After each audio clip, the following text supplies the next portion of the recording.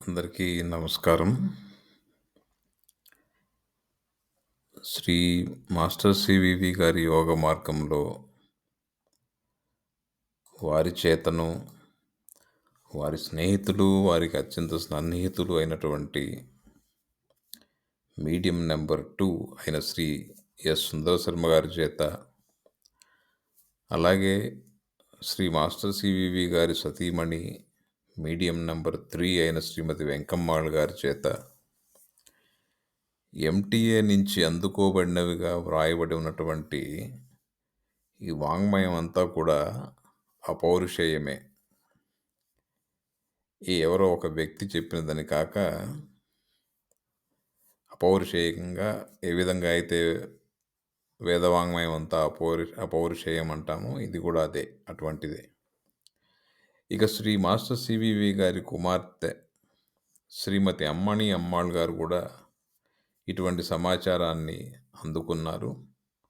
అయితే వారు అందుకున్న సమాచారం అంతా థాట్ రూపంగానే ఉండి శ్రీ మాస్టర్ సివివి గారికి చేరినట్లుగా వారు రాసినటువంటి అనేక రచనల ద్వారా మనం తెలుసుకోవచ్చు.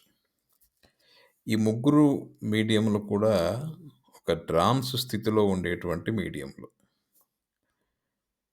ఇలా వీరు ముగ్గురు అందుకున్న సమాచారంలో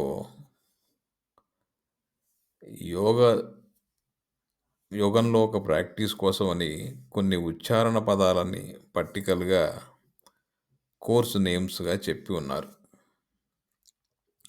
ఈ కోర్స్ నేమ్స్ అనేవి శ్రీ మాస్టర్ సివివి గారి దేహంలోనూ, కొందరు మీడియంల దేహంలోనూ ఈ యోగానికి సంబంధించినటువంటి ప్రయోగాల కోసం శ్రీ మాస్టర్ సివివి గారు ఉపయోగించారు.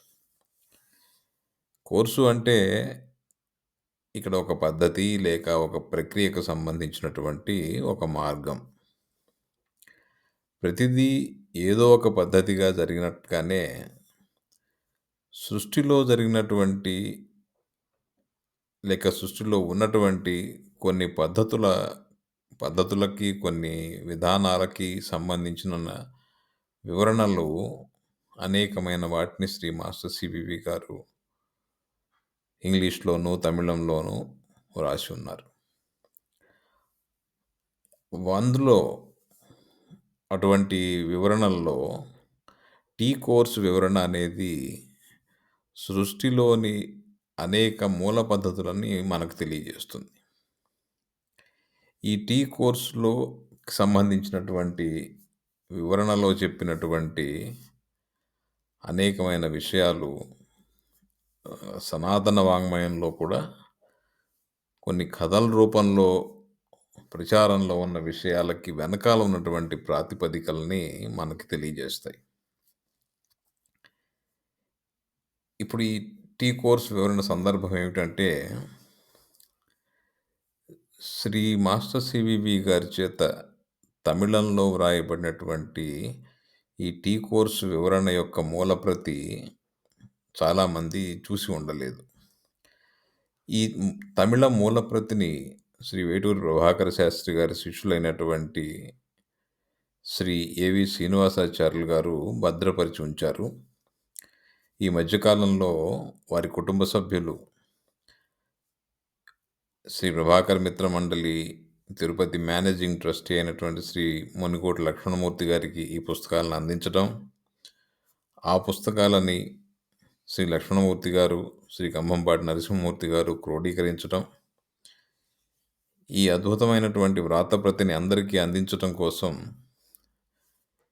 ఈ మాస్టర్ సివివి గారి స్వదస్తూరిలో ఉన్నటువంటి 100 సంవత్సరాల నాటి పుస్తకాలన్నింటినీ వారు ఫోటో తీయించి యథాతథంగా అలానే ఇప్పుడు ముద్రించడం కూడా జరిగింది.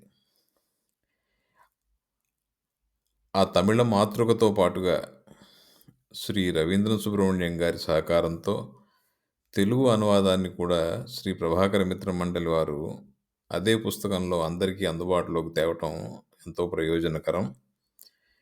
ఈ ప్రయత్నం వల్ల శ్రీ మాస్టర్ సివివి గారి గురించిన యోగ మార్గం గురించి, వారి గురించి సామాజిక మాధ్యమాల్లో ఇబ్బడి ముబ్బడిగా ప్రచారం అవుతున్నటువంటి విషయాల్లో ఎంత అసంబద్ధత ఉన్నదో తెలుసుకునే అవకాశం ఔత్సాహికులకి కలుగుతుంది. అంతటి గొప్ప మహాద్భుతమైనటువంటి రచన ఇది. అసలు ఈ టీ కోర్స్ యొక్క నిర్వచనాన్ని శ్రీ మాస్టర్ సివివి గారు మీడియంలకి నవంబర్ 14, 1912లో తెలిపినట్లుగా వారు తమ డైరీలో తమిళంలో రాసుకున్నారు. తమిళం నాకంతగా రాదు కానీ చదవడానికి ప్రయత్నిస్తాను. நாம் என்கிற தாத்பரியத்திற்கு எதன் ரீதியில் ஏற்பட்டால் பிரம்மாவுக்கும் நமக்கும் 2 ரீதிகள் ஏற்படும். நாம் என்பதே ஒன்று, நமக்கு மேல் இருக்கப்பட்டదే ஒன்று. இந்த 2 పిరివినయిన్ తాత్పర్యం. దీని భావార్థం ఏమిటంటే, మనం ఎలా ఏర్పడ్డామో పరిశీలిస్తే మనం ఉన్న పరిస్థితి ఒకటి, ప్రస్తుతం ఉన్నటువంటి మన స్థితి ఒకటి, దీనికి ముందుగా ఏర్పడి ఉన్నటువంటి బ్రహ్మన్ స్థితి ఒకటి. మనం ఒకటి, మన పైన ఉన్నటువంటి స్థితి ఒకటి. ఈ రెండిటి మధ్య వ్యత్యాసం, ఆ 2 ఏర్పడటంలో ఉన్నటువంటి ఈ వ్యత్యాసం ఇది. ఈ రెండిటినే మాస్టర్ గారు టీ కోర్స్ అని, ఏ కోర్స్ అని కూడా వారు రాసి చెప్పి ఉన్నారు. ఇక ఈ టీ కోర్సులో సృష్టి ఆరంభానికి పూర్వమైనటువంటి స్థితులు, అంటే భౌతిక సృష్టి ఆరంభానికి పూర్వస్థితులు, కుండలినికి ఉన్నటువంటి అనేక నిర్వచనాలు, సృష్టి ప్రక్రియ, భౌతిక ప్రపంచం యొక్క పరిణామం, అలాగే మానవ దేహ పరిణామం, భౌతిక మానవ దేహ పరిణామం, తిరువరాక్షస వర్గ ఆవిర్భావం, జీవ వికాస భావనలు, నిర్గుణ బ్రహ్మ, సగుణ బ్రహ్మ, సర్వజ్ఞాన బ్రహ్మమండలం, ఇట్లాంటి వాటి యొక్క నిర్వచనాలు, హితు మొదలైనటువంటి స్థానాలకు సంబంధించినటువంటి వివరణ, త్రిమూర్తి పొరలు, భౌతిక స్థితిలో ఆ త్రిమూర్తి పొరల యొక్క ఆచ్ఛాదనల యొక్క వివరాలు, బ్రహ్మన్, మూల ప్రకృతి, వీటికి ఉన్నటువంటి అనేకమైనటువంటి నిర్వచనాలు లాంటివి ఎన్నో అద్భుతమైనటువంటి విషయాల ప్రస్తావనని మనం చూసి తెలుసుకోవచ్చు. ఈ నిర్వచనాల్లో ఒక అద్భుతమైన విషయం కూడా ఏమిటంటే, బ్రహ్మన్ వరకు ఏర్పడిన స్థితి అయినటువంటి టీ కోర్సు నుంచి మనం ఉన్నటువంటి భౌతిక ప్రపంచము, మానవ పరిణామ వ్యవస్థలోకి పరిణమించడంలో ఈ నిర్వచనాలను కొన్ని మార్చి వారు ఇచ్చటం కూడా మనం చూస్తాం. అంటే టీ కోర్సు నుంచి ఏ కోర్సుగా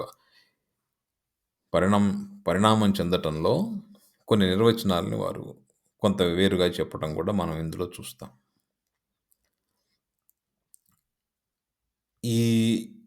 ఈ టీ కోర్సు వివరణలో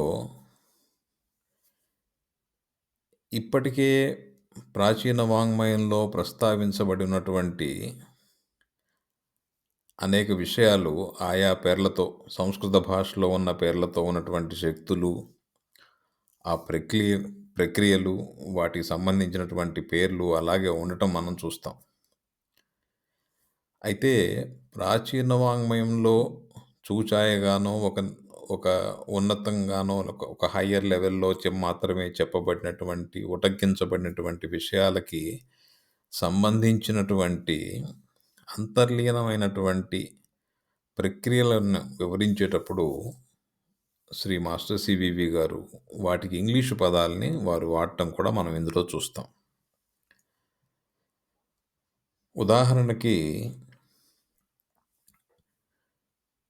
మాస్టర్ సివివి గారు ఈ టీ కోర్సులో ధూమాది వర్గములని, కమలనాభి అనేటువంటి ప్రస్తావన వారు చేసి ఉన్నారు.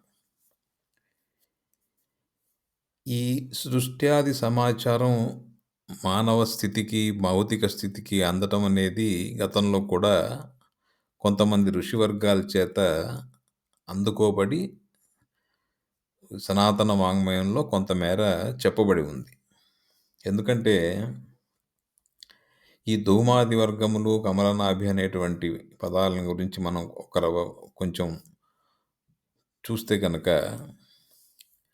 ఈ దశమహావిద్యల్లో ప్రాచీనంగా చెప్పబడినటువంటి ధూమవతి, కమలాత్మిక అనేటువంటి స్థితి లక్షణాలు శ్రీ మాస్టర్ సివివి గారు రాసినటువంటి ధూమాది వర్గములు, కమలనాభి అనేటువంటి విషయాలకి కొంచెం దగ్గరగా ఉన్నట్లుగా మనకి తెలుస్తుంది.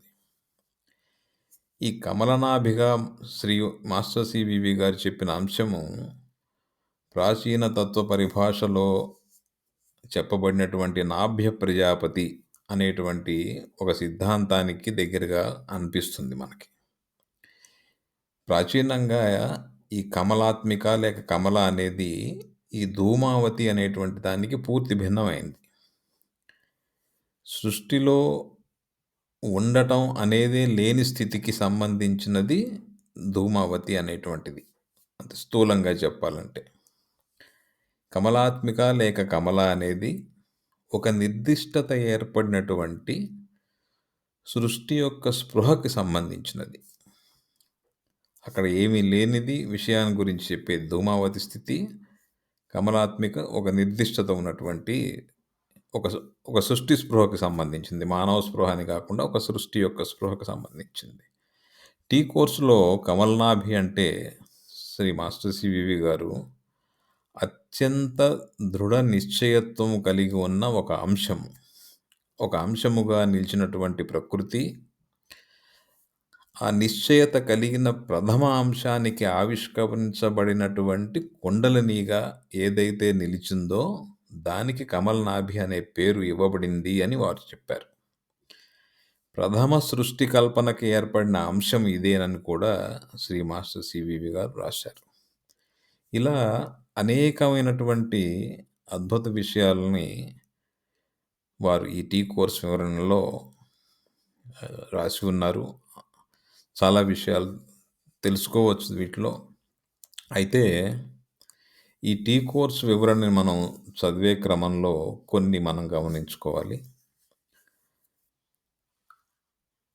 కొన్ని చోట్ల శ్రీ మాస్టర్ సివివి గారు రాసినటువంటి యోగ విషయాలు కొన్ని తంత్ర పద్ధతికి సంబంధించినటువంటి అటువంటి ప్రస్తావన ఉన్నట్లుగా మనకు అనిపించినా కూడా వాటితో పోల్చి చెప్పేటువంటి ప్రయత్నాన్ని మనం ఎవరం కూడా చేయకూడదు.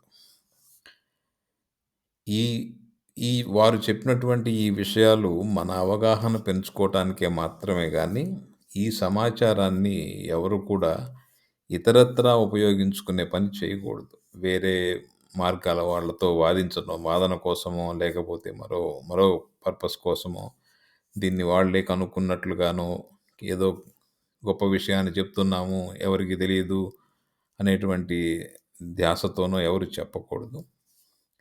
ఇక ఈ టీ కోర్సు అనే దాన్ని కూడా ఎవరు సాధన చేయకూడదు. ఇది చాలా శక్తివంతమైనటువంటి పదాలతో కూడినటువంటి టీ కోర్స్ ఇది. ఈ ప్రస్తుతం మనకు లభ్యమైనటువంటి ఈ వివరణ అనేది పూర్తి పుస్తకం కాదు. సుమారుగా ఒక సగభాగం మాత్రమే లభ్యమైందని చెప్పవచ్చు. అయితే ఇక్కడ మనకి ఒకటి ఆలోచనలకి మనం చేయవలసింది ఏంటంటే, ఈ సృష్ట్యాది స్థితులు, దానికి సంబంధించినటువంటి ప్రక్రియల పేర్లతో ఉన్నటువంటి ఈ టీ కోర్స్ నేమ్స్‌ని మీడియంలకు సాధనకు ఇవ్వడం వలన ఏమి జరిగి ఉండవచ్చు అనేటువంటి విషయాన్ని మనం కొంత తెలుసుకునే ప్రయత్నం చేద్దాం. ఈ ప్రయత్నంలో మనకి తోచేటువంటి సమాచారానికి ప్రాతిపదిక ఏమంటే, శ్రీ మాస్టర్ సివివి గారు పిల్లర్ టెస్ట్ అని చెప్పి ఇచ్చినటువంటి ఒక ఉపన్యాసం. ఇది చాలామందికి తెలిసే ఉంటుంది. అందులో వారు చెప్పిన మాట టీ అండ్ టీఎస్ రెగ్యులేషన్స్. వీటి ప్రకారంగా ఉండవలసినటువంటి పూర్ణమైన వెన్నెముక, అందులో ఉండవలసినటువంటి భాగములు, సుషుమ్న, గ్రంథులు ఇంకా ఎవరికి కూడా సంపూర్ణంగా ఏర్పడలేదు అని వారు ఒక విషయాన్ని ఆ పిల్లర్ టెస్ట్ ఉపన్యాసంలో వారు ప్రస్తావించారు మీడియంలో ఉద్దేశించి. ఈ సందర్భంగా మానవ రూప నమూనా అనేది సమష్ట సమస్త సృష్టిలోని స్థితులకి ఒక సూక్ష్మ ప్రతిబింబమే. సృష్టిలో ఉన్నది మొత్తం మానవ పరిణామంలో, మానవ రూప నిర్మాణంలో, భౌతిక, పారభౌతిక నిర్మాణాల్లో సమస్త సృష్టి స్థితుల యొక్క సూక్ష్మ ప్రతిబింబాలే ఉంటాయి. అయితే ఈ అనేకమైనటువంటి సృష్ట్యాది స్థితులకి రిప్రజెంటేటివ్‌గా అంటే ఒక ప్రతినిధత్వంగా ఉండేటువంటి ప్రతిబింబ స్థానాలు మానవ దేహ వ్యవస్థలలో నిద్రాణంగా ఉంటాయి. ఈ ఉన్నతమైనటువంటి మానవ రూప ఆవిష్కరణ ఎలా జరిగినది అంటే, శ్రీ మాస్టర్ సివివి గారు రాసినట్లుగా, వారు ఈ సృష్టిలోని శక్తులకి ఇచ్చినటువంటి కొన్ని సూచనల వలన అనేకమైనటువంటి సృష్టిలోని శక్తులు దేహంలో చర్యలు చేపట్టడం వల్లనే ఈ నూతన మానవ రూప ఆవిష్కరణ శ్రీ మాస్టర్ సివివి గారి దేహంలో నిర్మాణం చెందింది. అటువంటి శక్తులు ఈ సృష్టి ఆది నుంచి ఏర్పడినటువంటి శక్తులు వచ్చి పనిచేయడానికి అవసరమైనటువంటి స్థానాలు సచేతనంగా చేయడానికే ఈ టీ కోర్స్. ఉదాహరణకి భ్రిక్త అనేది కూడా ఒక స్థానం. ఒక రూపాంతరానికి సంబంధించినటువంటి భ్రిక్త అనేది ఒక స్థానం. ఆ స్థానం మాస్టర్ సివివి గారి దేహ వ్యవస్థలో పనిచేసింది. అయితే మీడియం చేత కూడా కొంత ఈ సాధన చేయించి వారి పరీక్షార్థమై వారు చేయించారు. ఈ మీడియంలు ఈ టీ కోర్సు శబ్దాలని పలకటం చేత వారి దేహాల్లో ఈ సృష్టికి సంబంధించినటువంటి నిద్రాణంగా ఉన్న స్థానాలు సచేతనమైనాయి అని అనుకుంటే మటుకు అది మన పొరపాటవుతుంది. ఎందుకంటే మీడియంలలో ఈ శబ్ద ఉచ్చారణ ద్వారా ప్రేరేపితమయ్యేటువంటి సృష్టి శక్తులను వాళ్ళ దేహాల్లో పని చేయించేది శ్రీ మాస్టర్ సివివి గారి చేత ఆ మీడియంల యొక్క భౌతిక దేహ స్థితిలో ప్రవేశపెట్టబడిన ప్రజ్ఞాకలితమైన చైతన్యమే. అంతేకాని మీడియంల యొక్క సొంత ప్రజ్ఞ వల్ల కాదు.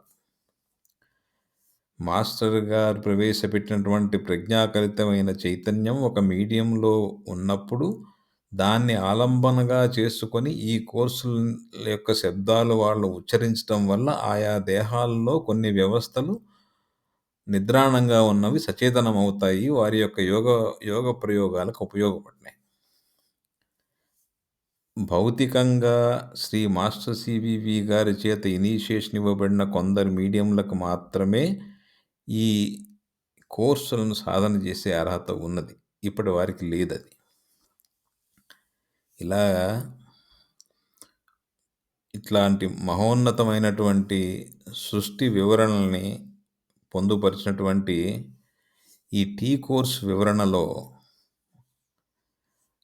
మనకి అర్థం కాని విషయాలు చాలా ఉంటాయి. ఆ వాక్య నిర్మాణంలో మనం వాక్యాన్ని పూర్తిగా నిర్మించుకోలేము. వారు రాసినటువంటి తమిళ భాషలో ఉన్నటువంటి ఆనాటి ప్రక్రియల అర్థాలు, ఆనాటి భాష అర్థాలని పూర్తిగా మనం తెలుగులో కూడా తెలుసుకోలేకపోతాం. అలా అర్థం కాని విషయాల్ని మనం తర్కంతో అన్వయించుకునే ప్రయత్నం చేస్తే చాలా ఒత్తిడి కలిగేటువంటి అవకాశం వ్యక్తులకు ఉంటుంది. అర్థం మనకు తోపజేయబడాల్సిందే. ఒక జీవితకాలమైనా అర్థం తోపజేయబడటానికి మనం వేచి ఉండాల్సిందే. అలాగని మనకు తోచినదే సరైందని మనం ఎప్పుడూ భావించకూడదు. మనకు తోచినది సరైనదా కాదా అని మాస్టర్ గారి యోగ సాహిత్యంలోనే మరొక చోట మనకి దానికి సమాధానం 1కి 2 సార్లు దొరికినప్పుడు మనకు తోచింది సరైనది అని చెప్పి మనం దాన్ని నిర్ధారణ చేసుకోవచ్చు. ఇటువంటి ఈ వివరణని శ్రద్ధగా మనం చదువుకొని అనేక సంక్లిష్ట విషయాల మీద, శ్రీ మాస్టర్ సివివి గారి మహోన్నత స్థాయి మీద, వారు నిర్మించిన ఈ యోగ వ్యవస్థ మీద కొంతైనా ఇటువంటి ప్రామాణిక రచన ద్వారా అవగాహన పెంచుకుందాం. తద్వారా మనం ఎక్కడున్నామో, మన స్థితి ఏమిటో మనమే బేరీజు వేసుకుందాం. మాస్టర్ గారి యొక్క సాహిత్యాన్ని మాత్రమే చదువుదాం. నమస్కారం.